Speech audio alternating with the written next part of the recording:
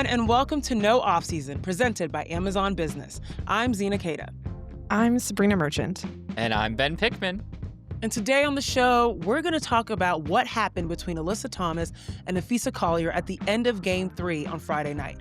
We dove into this a little bit on our emergency pod over the weekend, but we're going to dive a little bit deeper, particularly when it comes to what the freedom of movement looks like in the WNBA and the larger conversation around officiating in the W. Plus, as we barrel toward the WNBA Finals, the Athletic's senior editor of sports betting, Hannah Vanbiber, is going to join us to talk about WNBA Finals futures and what in the world a prop bet really is. But first, before we get into another weekend of incredible basketball, my heart was broken this morning, and I'm sure many of you saw this, but in case you didn't, USC star JuJu Watkins is officially out for the upcoming 2025-2026 NCAA season following her ACL tear during last season's March Madness. JuJu, we saw your message. We saw that this was not an easy decision to make, as we can imagine. We will all miss you out on the court, and we'll await your return in due time. More thoughts on that as we lead up to the NCAA season start, which is coming very soon. But for now, let's stick on the main topic of the WNBA. On Sunday night, on their home court, the Fever fought tooth and nail to avoid elimination. It was relentless. Just when you thought the Aces were about to put them away, oh, no. The Fever came roaring back, defeating the Aces 90-83 and forcing a winner-take-all Game 5. Sabreena, you were there at Gainbridge Fieldhouse, and you recently wrote a piece about this tight bond that has been keeping the Fever from breaking this season. I've officially named them as my most resilient team this year. Of course, I'm out in the Bay. I know what happened to the Valkyries and Eurobasket and injuries and all that. But the resiliency that the Fever have shown with 18 players, 5 not dressed out, finding a way to beat the teams that they did in the regular season, and now one game away from the finals. How did that bond that you wrote about play into them finding themselves into this position, the lower-seeded Fever, potentially pulling off the ultimate upset? Yeah, well, just first a point of clarification. It is 6 players not dressing in between Ooh, Caitlin Clark, Sophie 6. Cunningham, Ari McDonald, Sydney Colson, Chloe Bibby, and Damaris Dantas. Damaris Dantas is the only one who's not on a season-ending injury. She's in concussion protocol, so it's possible she gets suited for Game 5 or beyond, should the Fever get there.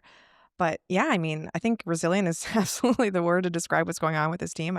I take a lot of stock in what Odyssey Sim says about locker rooms because she's been in so many of them. And she has signed with a team in August and finished out the season there 3 times in the last 4 years. And the other year she was on a hardship contract and ended up finishing out the season in Dallas. So she's very familiar with this. I come into a team mid-season. I come in after everything has already been decided after training camp, and I just have to figure out how to make everything work.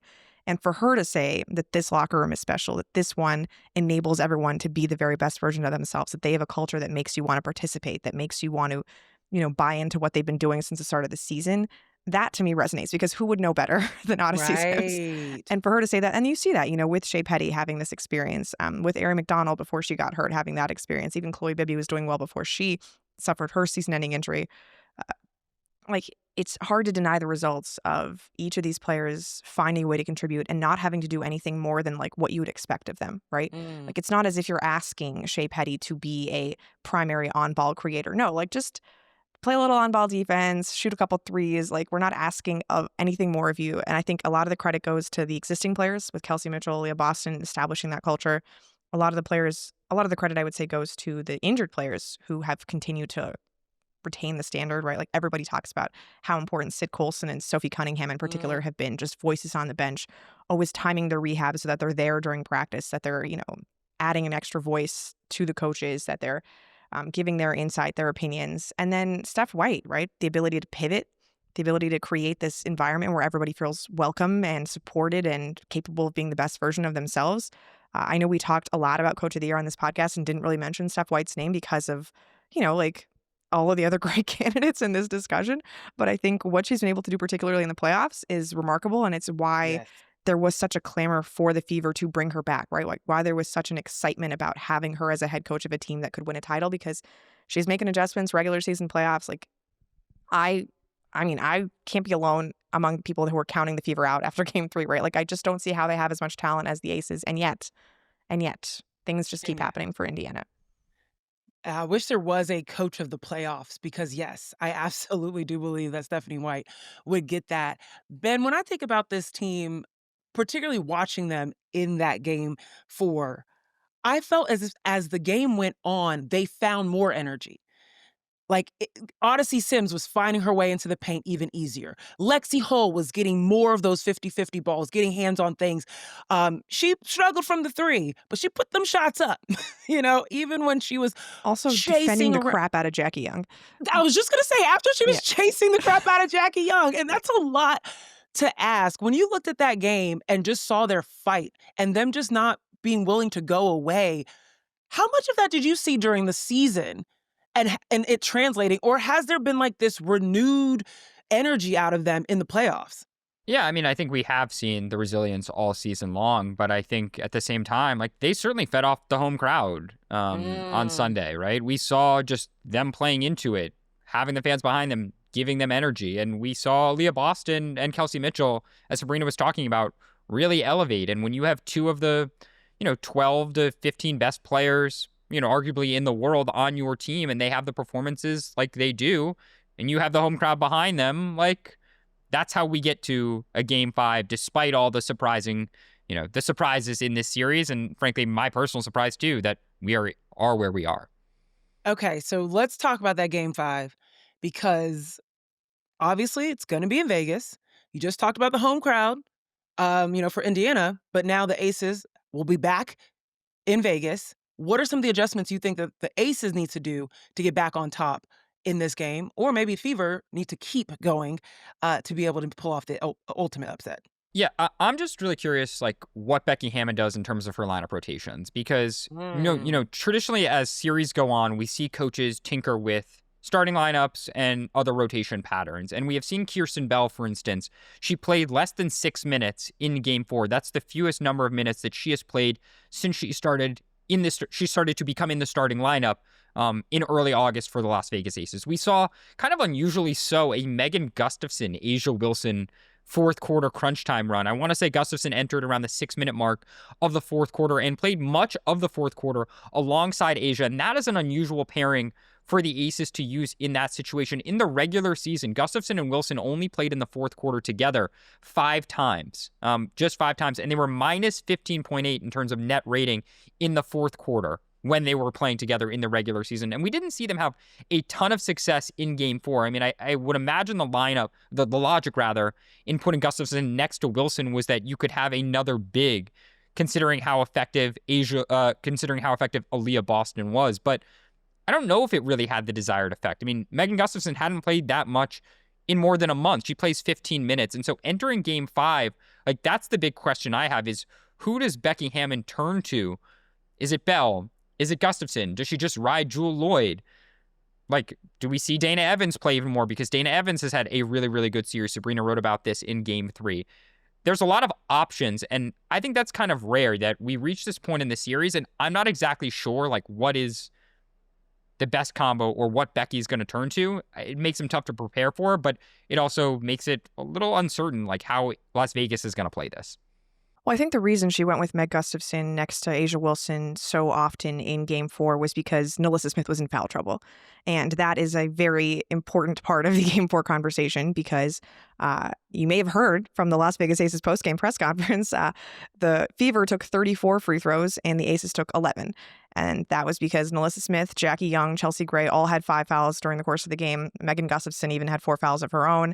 It was very difficult for them to defend without fouling, whether that was an Indiana home court situation, whether that was just the Aces not playing defense well enough. You can make your own interpretations of that, but defense was definitely at top of mind. Sabreena, what is it like to get next question? Because you asked that question. Can you just tell the listeners, you asked Becky Hammon about the officiating and the free throw discrepancy, and she next questioned you. What is that like for you in the moment? Becky Hammon comes into the presser, like just a little behind the scene. The press box at Gainbridge Fieldhouse is upstairs, like in the sort of the second bowl. And so you have to take the elevator down to get to the press conference room. And by the time I get off the elevator, the aces are already walking into the room. So like everybody's just trying to like get, themselves together. You're supposed to have a little bit more of a buffer time, but the aces were just rearing to go. And Becky comes into the room with like murder in her eyes and nobody wants to ask the first question. And I'm like, I'll do it, like, obviously. And she's just immediately next questions me about the officiating. But, you just got to get her warmed up because she Right. eventually got to the point you wanted to where she used some choice words to talk about the officiating that Asia would not use because Asia has a brand to protect. And, explained everything we needed to know about her thoughts on the situation. But yeah, I don't think it's going to happen again, Ben. Yeah, the favorite word I saw Asia using, interesting. Interesting. Yeah. Everything was very interesting. Yeah, for me, I'm looking at two stats that were huge. And everyone talks about this officiating. We're going to talk a little bit about officiating, but the turnovers and points off of turnovers. Tracking, there was terrible tracking of the Indiana Fever in transition. Every single time there was a turnover, they were just gone. And then the second chance points. Like if you're going to have Megan Gustafson in there, she's got to get more than what I think she had 2 rebounds or whatever it was. Like if you're going to use size, you've got to get on the boards. 0 second chance points for Vegas versus 12 for Indiana. Not good. Not okay. So very interesting. We'll see what happens, but shout out to the Fever for pushing this to a game 5, and we will wait to see what happens there. Now, let's shift over to the series that has been decided, and that is the Phoenix Mercury taking the semifinals away from the Minnesota Lynx with that last game, 86-81. And I say taking because obviously the Minnesota Lynx were the number 1 seed and expected to move on, at least to the finals. At least I think all 3 of us were 3 for 3 thinking that the Lynx were going to move on. So now they had to win that game against a team that did not have their head coach in Cheryl Reeve, and without their star player, MVP runner-up Napheesa Collier, who sustained a left ankle injury on Friday night. And folks, we put out an emergency pod around this because Cheryl Reeve was suspended for her comments in relation to the officiating on the court, how she handled herself in her frustration to the officiating and some of the comments that she made as she exited the court. And we'll get into it a little bit later in this episode as well. But for Sunday's game, the way it started, Ben, I was like, okay.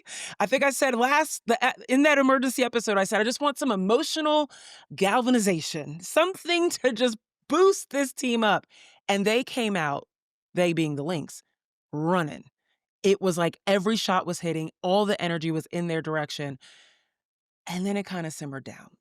What was the difference for the Mercury in this game, in this particular game, throughout this series against the Lynx? Like, what do they do different to be able to get to the top? Well, it simmered down and then it simmered back up and then it It simmered did. back down again. Like this game had a number of significant swings. The Minnesota Lynx Yeah. led by 11 after the first quarter. It was tied at halftime. They led by 13 after 3 quarters, and Phoenix ends up winning by 5. Like this game had some very stark swings. And we saw the Minnesota Lynx, someone who got paid or served themselves very well. Like I think me and Sabreena, I don't know where you fall on the Jess Shepard fan club scale, but like Jess Shepard can be a very, very effective player. She has proven this before. She's taken time off to just play in Europe and missed last year's WNBA season, but she came in, she scores 10 points in the first quarter. She shows off her flurry, her wide range of post moves, and was really, really good. She ends up with just 14, though, a playoff career high, but she scored just 4 after that hot start. And just by function of throwing Shepard in the starting lineup, even with her being productive, the Minnesota Lynx were down to basically a 7-player rotation, and we saw just kind of them.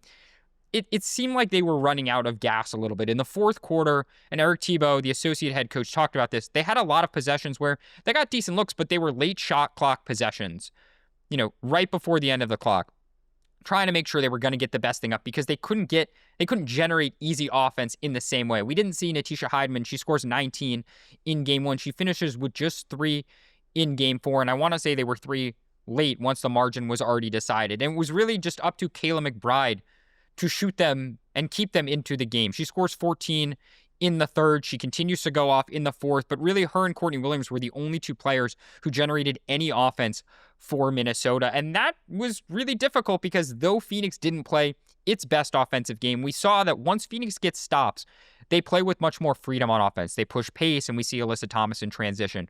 The ball just doesn't stick as much. And that was really key in catalyzing the comeback. The other key for them in the fourth quarter was DeWanna Bonner, who had not hit a three-pointer all series. She hits 3 in the fourth quarter. She finishes with, I think, 11 of her 13 points in the fourth. And look, again, we talked about it as it relates to Bonner, her impact in the New York series and how she hit that late shot to kind of seal the series against New York. She does the same kind of thing here. Despite what you might think about her season as a whole or how she fits with the Phoenix Mercury, because she has those moments, in my mind, it's all worth it. That's why you get a veteran in, and that's the payoff, so that you have someone in that moment who can score 11 points, who can hit 3 threes, and help lift you to the next round. That is good enough. If she does nothing else in the finals, she will have, the signing will have been worth it.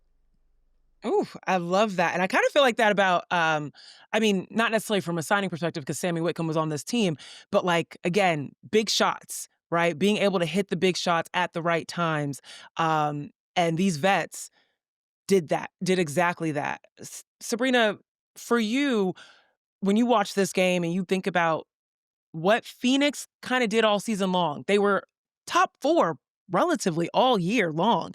I kind of looked at them as the engine that could, but the big engine that could, not the little, because they did have Alyssa Thomas and Satu Sabli and Ka Copper, but they had inconsistencies all season long. They didn't get Ka until a few games in, until a month in.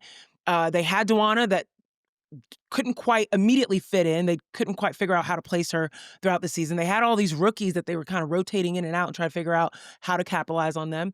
And they were able to unlock something similar to the bond that you're talking about with the Fever. Phoenix quietly built their own bond while everyone was kind of looking towards the New Yorks and Minnesotas and Atlantas. And then there's also something to be said about Satu Sabli and just how much she is a litmus test for how good this team can be. What'd you see in this matchup, in this particular game for Phoenix and the Lynx? Well, I think what's interesting about Phoenix is we talk so often, and we talked about this after the Sandy Brondella firing, about how important it is to have a foundation for a team. You don't usually win in year one of building a new team. It's hard to develop that chemistry and that just instinctive know-how of where your teammate is going to be at any given moment in 1 year. And yet, Phoenix Mercury, 10 new players compared to last year's roster. Only Collier, Copper, and Natasha Mack returned. And their system is entirely different because it's entirely based on Alyssa Thomas, the actions that she runs with Sammy Whitcomb. You mentioned the rookies and Wanika Cole-Makani, big part of the team. She's started basically every game this season. Catherine Westbeld, big part of the rotation. So many new pieces. And for that to come together now is so interesting to me because you don't usually win in year one, right? You do what Minnesota did where you have this, nice playoff run where you announce yourself and then you try to come back the next year. Or you do what New York did in 2023, right? You have a nice playoff run and then you come back the next year. And Phoenix to me felt like a year away because, it's only Nate Tibbetts' second year as a head coach. It's only year one of this system in Phoenix. But I've been so impressed with their fourth quarters in this series against Minnesota. Minnesota was the best fourth quarter team in the WNBA all regular season long. Basically every site you look at, Minnesota was the best team in the WNBA. But the way Phoenix plays defense, Minnesota relies on their movement to generate their offense. And they make you work so hard for the first 30 minutes, right? That over those last 10 minutes, it looked like Minnesota just didn't have any more legs, right? There weren't any more cuts. There weren't any more actions off the ball. And I was so impressed with every fourth quarter, game 2, game 3, game 4, Phoenix is just pummeling them, right? Minnesota can't score anything. And it's so interesting to see a team that has never been here together before, right? They've all individually been in these situations. Sammy Whitcomb's a champion, DeWanna Bonner's a champion, but to come together like this to literally suffocate not literally, figuratively suffocate the best offense in the WNBA and do it again and again and again to where they don't have any answers. I think it's a real testament to Nate Tibbetts' coaching. I think it's a real testament to just the defensive culture that they've built. Offensively, I still kind of wonder what Phoenix is doing at any given moment when they're not in transition, but defensively, they have an identity and it's very clear what they are capable of doing for 40 minutes. Do you feel like, Sabreena, that it's just that having AT and Satu, we talked about it earlier this season as bigs, these kind of unicorn bigs, is a big reason why that they were able to kind of push through some of the like experience shortcomings that, when all else fails, they have these players who are uniquely talented with unique skill sets. Satu can bully you and dominate on the glass, and we have seen that. She has 8 rebounds. AT had 8 rebounds. Satu had 6 rebounds in game 4. AT can do it all. She can create. She can push in transition. She can guard anybody and like just create offense out of nothing as a result. Like, I wonder in some ways, and you need a lot of luck, like they benefited from certainly Phee getting hurt and now having a significant front court advantage. And we saw that in the first round as well. Stewie goes down. They have a significant advantage in game 2. They go back home, and that front court, I mean, Stewie played amazing, but JJ finishes with 3 points. Like, I think their hunch about team building and needing star bigs has proven correct. I now wonder, if you have those star bigs, like, do you need the experience together, or did they kind of break the mold because of it? Does that make any sense? I mean, obviously you want to accumulate as much talent as possible. And I think about what New York did bringing Stewie and Jonquel Jones together in 2023 and just what an advantage that was to have 2 awesome front court players. And that's, what Phoenix is benefiting from. I think the matchup is really important here because Minnesota is so small on the perimeter, right? Yes. Like you're having Bridget Carlton having to guard Satu Sabali. And then when Bridget gets into foul trouble, as she did in the third quarter, then you're like relying on Napheesa Heidemann on Satu and switches because Dejanay Carrington's out. And I think this matchup in particular was really bad for Minnesota because of their size deficiencies on the perimeter. It was just so hard for them to find capable bodies to guard Bonner and AT and Satu all at once. And yeah, I mean, part of it is just you put the best players you can together and hope that it works out. But I think part of it is just Minnesota was uniquely ill prepared to handle this matchup from Phoenix. I know you Because didn't they are ask so me, small Ben, on the wing. Yeah. but I'm gonna go ahead and say I'm 1000% with what Sabreena was saying, because for me, the number one thing I was noticing was how many offensive rebounds felt so much more emphatic coming off of being grabbed by Phoenix Mercury players over the Courtney Williams and the Napheesa Heidemans. The last game, in game 3, I actually thought that Phoenix had like 10 more offensive rebounds than they did. I think they only had 1. But it felt, and it came at opportune moments, and it came in the fourth quarter, and you realized in that moment, specifically in the fourth quarter, just how small they were, especially when Phoenix starts switching and the body in front of you is Satu Sabali, right? And you talk about the unicorn bigs. Yes, I actually think it's less about the unicorn bigs and just the fact that they are so versatile, right? Like, yes, Alyssa can pass and shoot and do all the things that she does, but she's versatile. She can throw you across. If you're a fellow defender, she can throw you across the floor and take care of yours and then rotate back to hers, regardless of position, without there ever being a little bit of slippage in the defense. And that's not necessarily the case for Minnesota.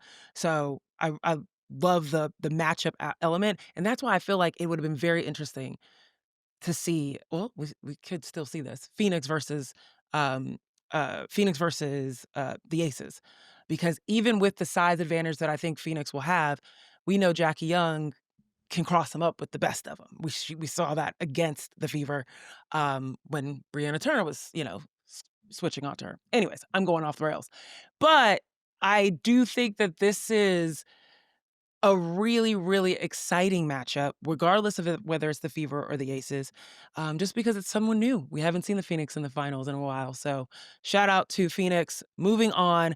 And of course, when there's a winner, there is a loser. And one of the things that we saw was the repercussions of that loss. Caleb McBride was very emotional at the Lynx post-game press conference, talking about the bond that she had with her teammates, saying that it's unmatched, saying, she's a veteran in this league, and she referenced that and that she's experienced that. And when asked about the loss and why she was emotional, was it the loss? Was it how it happened? She was talking about the locker room. Sabreena, I'll start with you. Like, how devastating is this loss for the Lynx? They were so close, and that's what Kayla talked about. Has the window closed on them potentially getting a title in the near future? Yeah, I mean, you can't really get closer than Minnesota did last year. You just Yeah, can't. Like, literally and down to a for them to call, right? basically bring back the bulk of the roster and then not feel like you got a full chance at it because, Phee gets hurt, because Dejanay gets hurt, it just must really sting, to not have that opportunity. And Ben wrote about this, like, you just never know when you're going to have a full strength chance, right? Like when you can't expect that like, oh, we're going to bring back the same group and have another go round next year. Like teams are always different. Circumstances are always different. You never know if the health is going to go in your favor. And I think about expansion drafts coming up, and Minnesota has a lot of decisions to make. And will they be able to keep everyone protected? No. Will they be able to keep everyone from free agency? Like probably not. So I just think this team is going to look distinctly different next year, and that's probably what Kayla McBride is feeling. Like I think about the Aces at the end of the semifinals last year, how they were so emotional after losing to New York because they knew that their roster was going to go through some changes. And I think that's what Kayla was sort of experiencing the moment. Like, this is the last time I'm going to get to play with this group who clearly means so much to her. And to go out like that is, I mean, I was emotional watching her. I was too. She really did loop the 2 years together too. Like that was honestly the thing that struck me was she referenced explicitly what these last 2 years have meant. And she thought about them in that moment of reflection in one swoop. And I think a lot of us in the public have reflected on the Minnesota Lynx in this 2-year chunk. But it was, I thought to me, in telling that she did much the same way. Because like, as you're talking about, Sabreena, like there is a lot of change it seems like we're going to see in the WNBA this coming off season, and we have seen them hit, Cheryl Reeve hit home run after home run in assembling this roster. And, Cheryl's one of the best executives in the league in terms of team building, and she hit home runs with bringing in Alana Smith and Courtney Williams and Napheesa Hydeman. Like, those were A+ signings that have had incredible payoffs. Sure, she could probably, she will try to do much the same no matter who is on the market and who leaves and who stays. But it's a lot to kind of have, career role players or career, borderline all-stars become perennial all-stars and or all defensive player and or defensive player of the years. Like that's a lot. And maybe they'll be able to find, I guess diamonds in the rough, so to speak. They'll be able to create more gems that all fit together, but maybe they won't. And so I think that's why K-Mac was so emotional. And, it seems like she knew like this 2-year window was something special. And it's why when you get so close, like there's no guarantees that you'll ever get that close again going forward. Well, we will see what happens because this isn't the only team that's going to experience this. As Sabreena mentioned, there's a lot that's going to happen next year, but we still have a little bit more playoffs to look forward to. On the other side of this break, we're going to dig a little deeper on the AT and Phee incident from Friday night, Cheryl Reeve's comments, and what it could all mean for officiating moving forward. Don't go anywhere.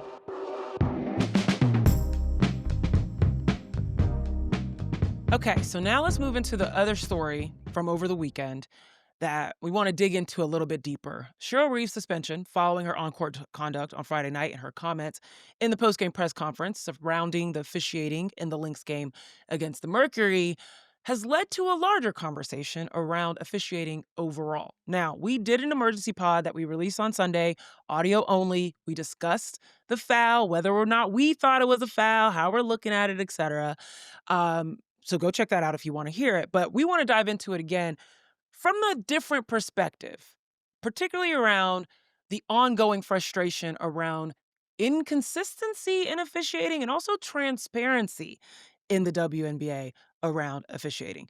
So first, let's revisit what happened on Friday night between Alyssa Thomas and Napheesa Collier in those last 30 seconds of the fourth quarter. Those of you listening, we're going to run the video and we're going to talk about this. So come on over to YouTube so you can watch it. And then Sabreena, give us a rundown. Walk us through this play. What exactly happened? All right, so Napheesa Collier inbounds the ball to Napheesa Hydeman. T basically pitches it right back to Collier. Alyssa Thomas reaches across Collier's body and strips the ball cleanly without touching Napheesa Collier before she touches the ball. But as she goes for the ball, now that it's loose, her and Phee's lower bodies collide, and Phee ends up injuring her ankle in the process as Alyssa Thomas goes down the other end for the essentially game-deciding score there. We should say, the NBA referees' Twitter account came out in a unprecedented, I would say, gesture and weighed in on this play, saying that this was all caps not a foul. And they said that Thomas established legal guarding position and knocks the ball loose prior to the contact, and that then the leg-to-leg contact that you're talking about, Sabreena, was incidental once the ball is loose, and that as a result, the call is correctly judged in real time. But then there was this debate then about incidental versus marginal, because clearly there is significant contact that is made when two of the players collide. And it sparked this whole conversation about broader freedom of movement and what is the right of the offensive player and what is the right of the defensive player, because that seems to be this big hang up that I think has been sparked off this is, it's come to light that offensive players seem like they're very limited sometimes in how they can maneuver around the court. I don't know how else to say it. The WNBA rulebook gets into guarding an opponent. They have these rules on screening. They have rules on dribbling. And it just seems like the style of play right now, and this is what a lot of coaches have talked about, not that it favors the defense, but it certainly does not favor the offensive player maneuvering around. And that, I think, is the real hang up that this play will get remembered for as much as anything else right now. I really liked Becky Hammon's comparison to football. Like if a receiver is going for a catch and the DB is also trying to get to the ball, like if the ball is still in the air, the defensive back can't just clobber the the receiver to get to the ball, right? Like if it's a loose ball, you still have to maintain guarding position throughout. And I think that was Becky Hammon's point, was like, now that the ball is clear, that doesn't mean that, one player should be allowed to just run through the other player. And her quibble with incidental contact was, I thought, really interesting, because she's like, I mean, if you think about it, most fouls are incidental. Like, you're not trying to foul the other person. So are we just supposed to rule that all those fouls are not fouls because they're incidental contact? Which, honestly, good point. But yeah, I think the idea of like what should be allowed here versus what was actually allowed is something that has come up a lot in these last 48 hours or so. And that's the thing, right? By the letter of the law, it's a foul. We heard the pundits say that they talked to the head of officiating, and were explained as to why it was a foul. You guys that are listening to the audio could not see. Maybe you could feel the rolling of my eyes when Ben talked about the NBA referee account on social media, saying in all caps it was not a foul. And unprecedented, emphasis on unprecedented. It was just like, really? This is now the time that you are chiming in on calls. Why do you think they did that, Zena? Why do you think they chimed in at this moment? My own opinion, and I've stated this, it gave defensive. It gave, we have to ensure that someone like Cheryl Reeve, a head coach that has a lot of respect and a lot of power in this league, not being able to criticize our referee staff and our officiating staff without us having their back. Okay, that's my personal opinion. It came out of nowhere, and I honestly don't think that even if it was a foul, that account would have been like, you know what, you right, we got it wrong. I just don't think that would have happened. So anyways, that's neither here nor there. But to your point, though, about this freedom of movement. Now, as a girly that used to get called for a lot of these type of fouls on defense, it was like my main bread and butter. You ain't cutting across the paint on me. I'm going to have an arm bar up. Something's going to happen. But I get it. Like, you can't have that happen where someone is trying to impede your motion to a particular spot on the floor and not get called for a foul. It doesn't make sense. But I hear now a lot of WNBA players are talking specifically about that.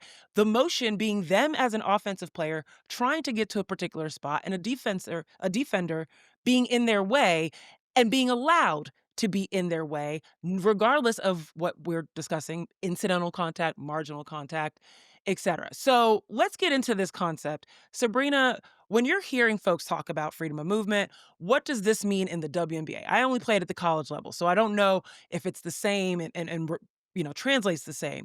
But when they're talking about it, what does it look like, and how does it differ from other leagues that we're seeing from the WNBA in comparison to other leagues? I think freedom of movement generally means that the offensive player has a right to like their spot on the floor without being impeded by a defensive player. And that means you can't put two hands on an offensive player. It means you can't like just sort of like throw your shoulder in the way as they're trying to run by, or Check 'em. You can't check 'em. a little check. Exactly. Right.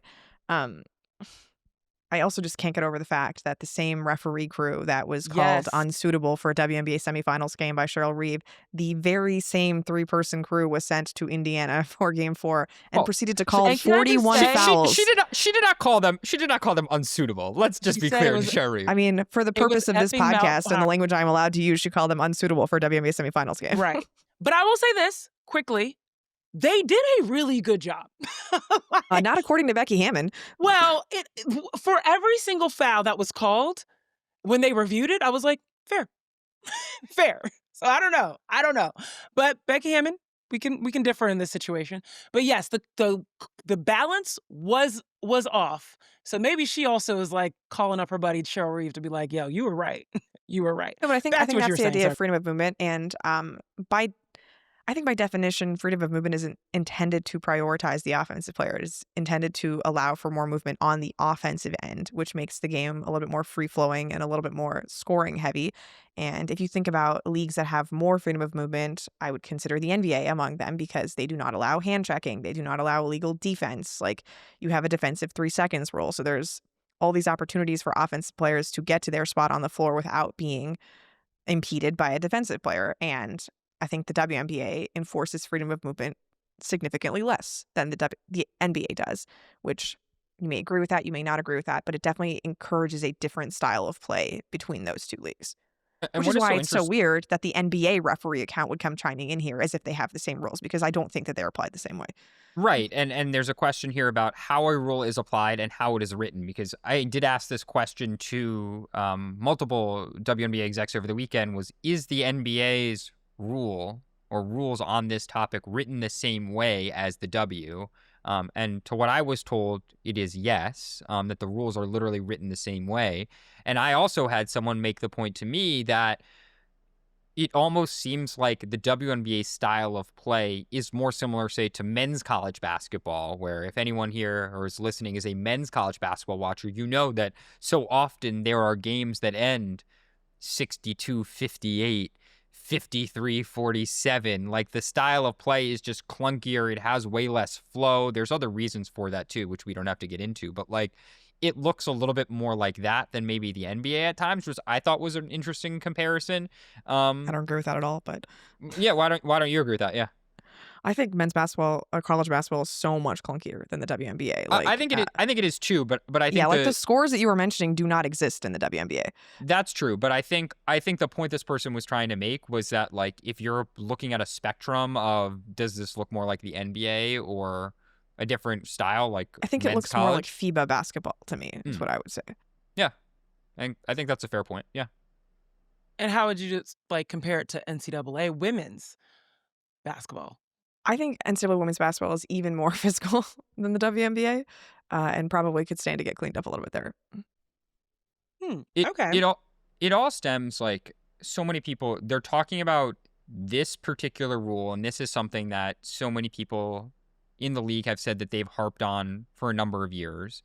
So there's both the kind of micro conversation about rules and enforcement. There's a broader conversation about inconsistency in officiating, which we have seen, repeatedly over these past couple of years. And then there's these systemic questions that a lot of people in the league and around the league are also asking. What impact does longtime WNBA officials or potential WNBA officials moving on to the NBA have on the quality of WNBA officiating? What impact does salary information? And I should say, like, there's not so concrete data out there, a ton of concrete data as to the pay discrepancies, but we do know certainly that officials who officiate WNBA games, they're only doing it for half the year, and they're getting paid less than an NBA official who's doing it the entirety of the year, right? That's another big question. There's a question about, the training systems, right? We've had some of these conversations before, and all of these things are getting brought up right now, but it is, I think one of my big questions going forward, and the WNBA has these competition committee meetings in November, as they normally do after the season, is does this incident with Cheryl Reeve, will it be the thing that really sparks the most change that so many people around the league have been calling for? Or is the NBA and the WNBA, the people at the top of officiating, are they going to say, well, our data, which we collect, suggests X, Y, and Z. We don't think we have a problem. Because I think then it goes back to the classic maxim of, like, the first step in admitting that you First step in solving a problem. Solving a problem is admitting you you have a problem, right? Like, is any progress going to be made if the league doesn't admit that they have something they need to reevaluate? I think a lot of people around the league want to know the answer to that question too. Now, what's interesting is that a lot of folks are frustrated with the officiating, sure, from the style of play, what ends up becoming the product when you're seeing that sort of thing. But people also are concerned about, is the lack of calls, missed calls, um, incorrect calls leading to some sort of impact on injuries? And there was a report out of ESPN that the WNBA Referee Operations Review Data Committee, they review data based on data that or things that they found to be quote unquote legitimate criticism of the league. But they found that the allegations that officiating errors had led to more injuries were unfounded. And this is what was shared with ESPN. Well, we should be very clear here. We should be very clear because I think the Mhm. semantics here do make a difference. Okay. ESPN in their story reports that league sources told them this. They did not actually say that they reviewed the data, right? They did not present any of the data. They did not present any of the data. Right, And we do not right. know. We do not That's my know. point. I'm right. Yeah. We do not know I was going to how get this to that. data. They Right. told ESPN that but here's the issue, and this is what I want to bring to the forefront: transparency. Right? Like, this is a continued issue. You go out and the WNBA says that they're reviewing the things that are quote unquote legitimate criticism. But once again, we, the people out here, the media, the fans, everyone, we don't see what they reviewed. One, we don't know what is legitimate criticism. It just came out. So are we talking about what Cheryl Reeve said? Are we talking about what players have said? What is the legitimate criticism? And then also, how did you conduct this? And also, who told ESPN this? So anyways, the whole thing has been an issue in officiating, is that there isn't a 2-minute report like there is in the NBA. There isn't an understanding of how these referees are evaluated, et cetera. How much is transparency beyond the frustrations and potential links to whatever you want to say, injuries, whatever, like, it doesn't matter. How much is the frustration around the transparency issue, Ben? I mean, it definitely is an issue, but I can't get it out of my head that as we are talking about this, Sabreena internally to our company Slack, to our NBA colleagues, she posed a question over the weekend of, does Cheryl Reeve's her rant, her diatribe, remind anyone of any other comments or rants or venting post game from the NBA? And one of our great colleagues, John Hollinger, responded, David Fizdale, a former Memphis Grizzlies coach, take that for data. And so I just can't get that out of my head as we're talking about data here and the WNBA. I just imagine people being like, take that for data. Here's our data. And we're like, well, we actually don't see the data. We don't know how it's collected. Like, that is a big issue here. Show me the study. Show me the specifics. And then we will take, what is being said and what is being reported, I think, with a little bit of a different skew once we just have more information on it. And it reminds me of when we were talking about the scheduling earlier this season, how players have suggested that the cadence of games has been harder on them and, made it difficult to maintain their health during the course of the season. We had league sources reach out and say, like, our data suggests that the injury rate is no different in 2025 than it was in 2024. But what is our data? Like, we don't know what to do with that. So. Right. I think people want consistency, and they just want to understand. They want to understand, how is this coming up? How are decisions being made? And one thing is for absolute certain. We keep talking about the growth of the WNBA, and I'm going to whisper it so it sounds really special. The growth of the WNBA and all these eyes on the WNBA, and everyone's really excited about the WNBA. Well, guess what? As this league grows, more and more people are going to have some questions. And it's not just the people that are investing at the top. It's the people that are spending money on tickets, people that are spending money to watch these games, people that are invested because they care about the product. And WNBA, damn, here it goes. Kathy, are you listening?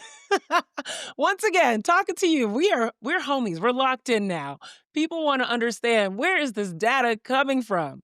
All right, let me get off my high horse. Stick around. We got a very special guest and a very special game of sorts on the other side of this break.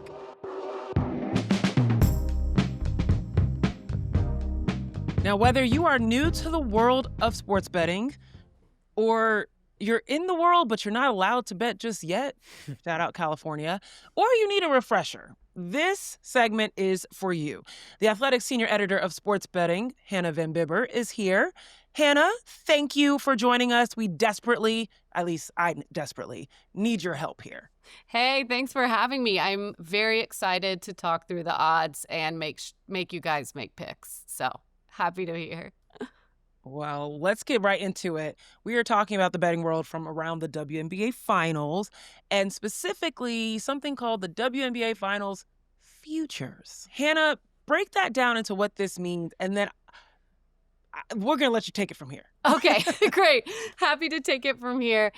Yes, we're going to talk about this magical thing called futures. But first, let me back up a little bit and just, for Betting 101, if you're completely new to betting, let me tell you what a couple of the most basic lines are when you look at a sports book. Like for Game 5, you're going to see a money line, a point spread, and a total. And the money line is just saying who's going to win the game. And there are odds that tell you how much you can win, how much they're favored. The point spread is betting on how much someone will win the game by. And then the total is how many combined points both teams will score. So the total is also called over-under because you either bet over that number they give or under that number they give. So for Game 5, maybe we're getting too into the weeds, but the total is 158.5 points. So you can say, I think it's going to go over that between both teams or under that between both teams. The point spread favors the Aces by 7.5 points. So if the Aces cover, that means they'd have to win by more than 7.5 points, so 8 or more points. If the Fever lose, but they lose by less than that, they covered the spread. So if they lose by only 3 points, the Fever covered, but they still lost the game. So that's how the point spread works. And then the money line, basically, if you see a minus number next to it, you're looking at the favorite. And if you see a plus number next to it, you're looking at the underdog. So the Aces are minus 375.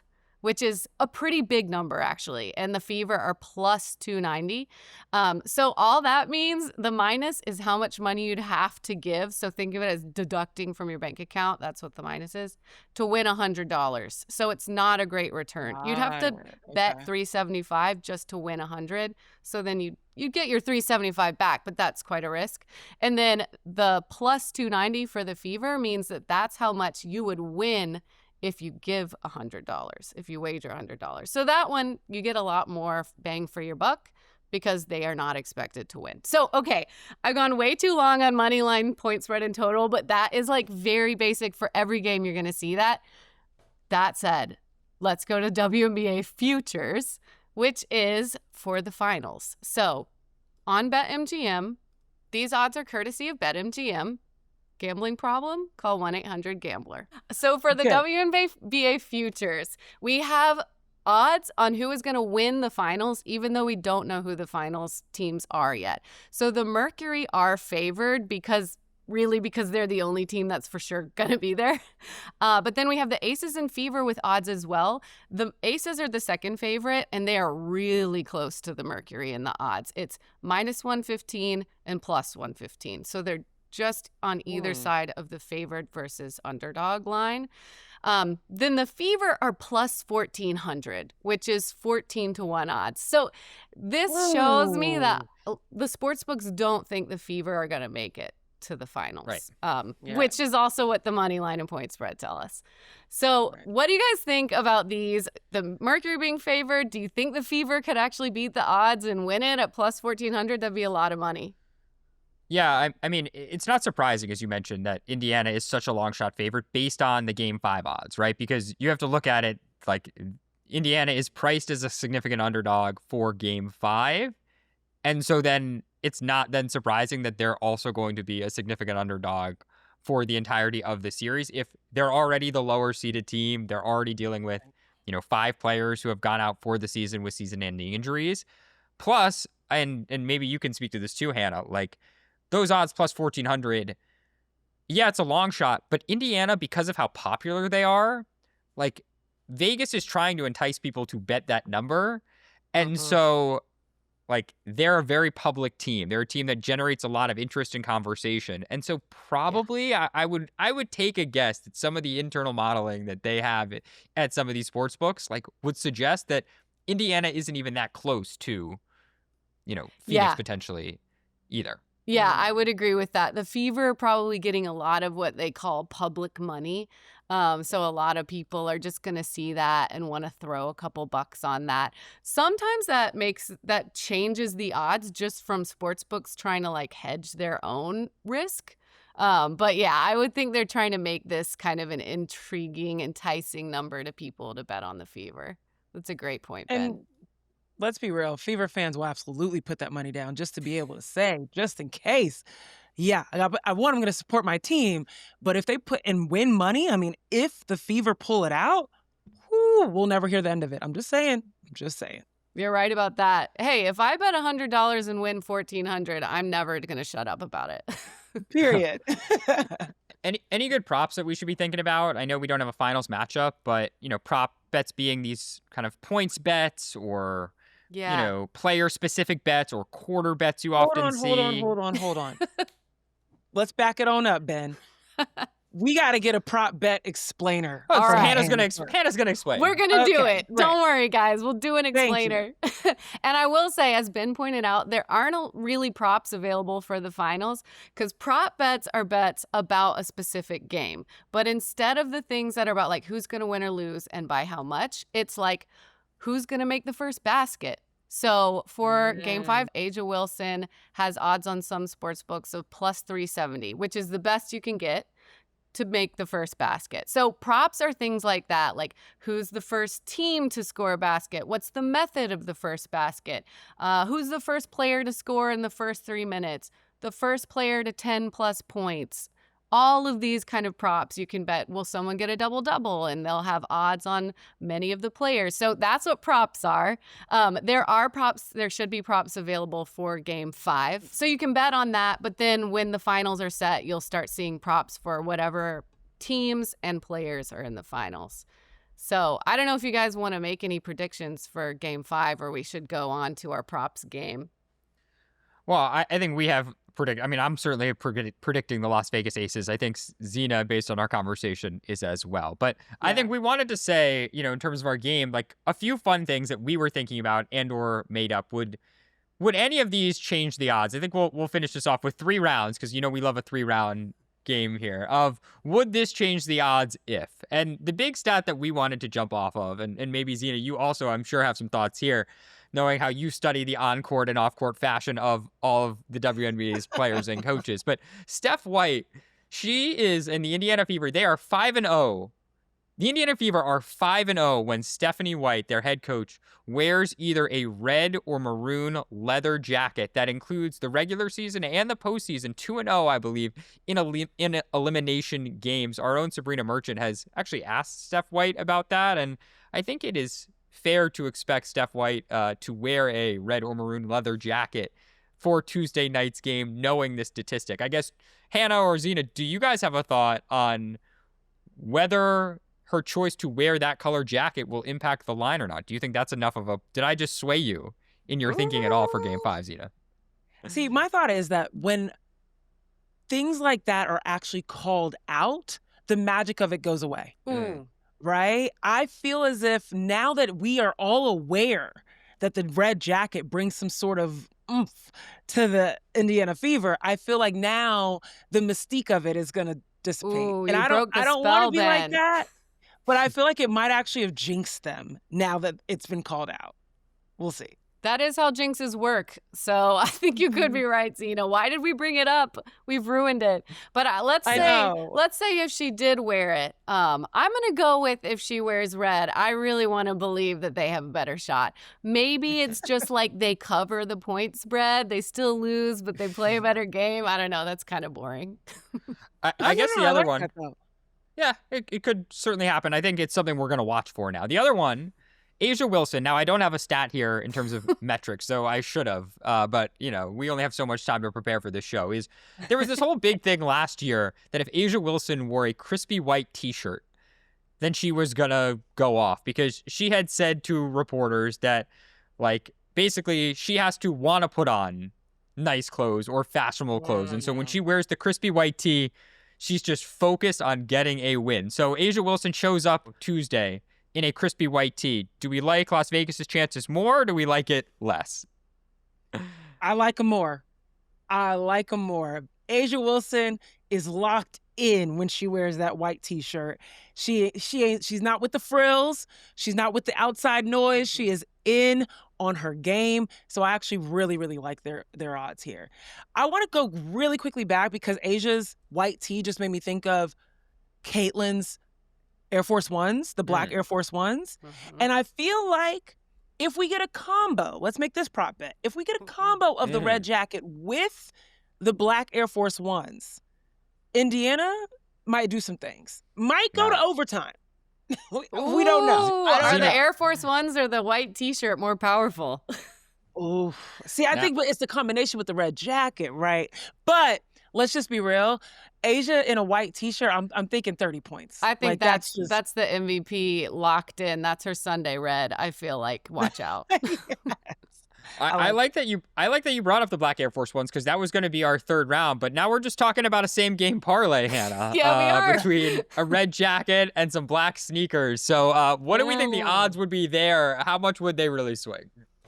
Okay, the power of the combo could swing me on this. If they are showing they're that locked in, I don't know. Maybe we should move the fever a little closer.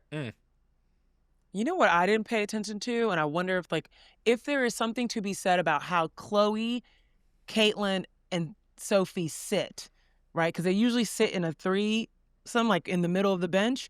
Does that positioning affect anything versus like Sydney and Aerie being a little bit further closer? I don't know. Or Damaris. Like maybe the sitting of how they, show up on the bench. Because the bench squad is a big thing for the Indiana Fever too. I'm just coming up with prop bets. I like that. I think we need to get it on the screen and do a diagram of where everyone's right? sitting. Yeah, X's and O's. Yeah, we'll see. What else you got for us, Ben? No, that was it. I mean, those were the three big ones: the shoes, the crispy tees, and the jackets. I mean, what else is there? So, I mean, for me, we've made up a lot of the Indiana ones, but my favorite one would have to be Bam. I like that one. If he's in the audience, I think he might have a power of the white tee as well. Yeah, and I'm going to say with that one, just go over on all of A'ja's prop bets. She's going to go over. If he's in the audience, I like that. I like betting on vibes. Don't take my advice, but vibes are great. There you go. Well, Hannah, thank you so much for joining us. We definitely will have you back. We're going to have to go even deeper into the sports betting world because I still have a lot that I need to learn. But those tips were very, very helpful.